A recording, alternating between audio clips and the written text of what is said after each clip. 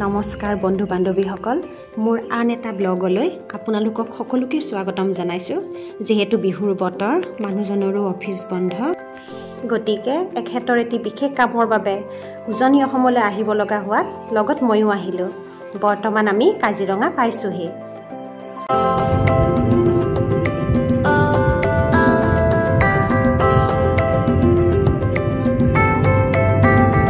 কাজিৰঙাৰ এই ঠাইখিনি মোৰ বৰ প্ৰিয়।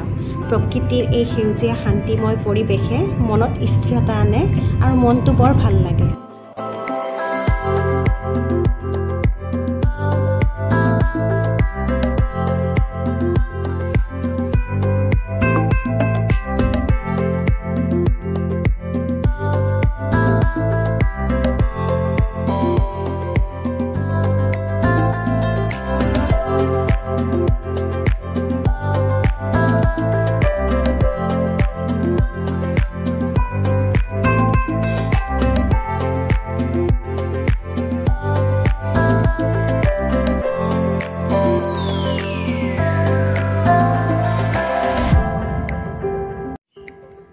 অৱশেষত আমি শিৱসাগৰ পালোহি।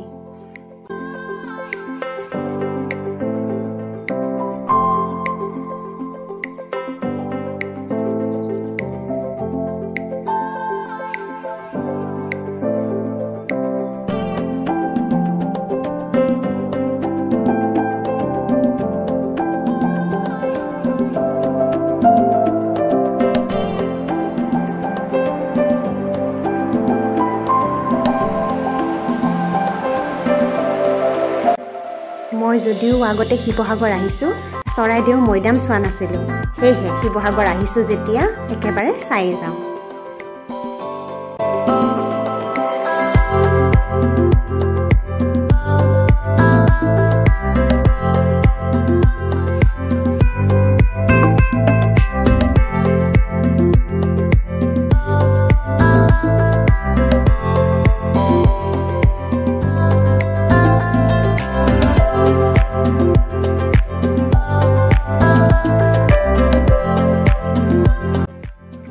এইবোৰ হৈছে মৈদাম, য'ত আহোম ৰজাসকলক সমাধি দিয়া হৈছিল।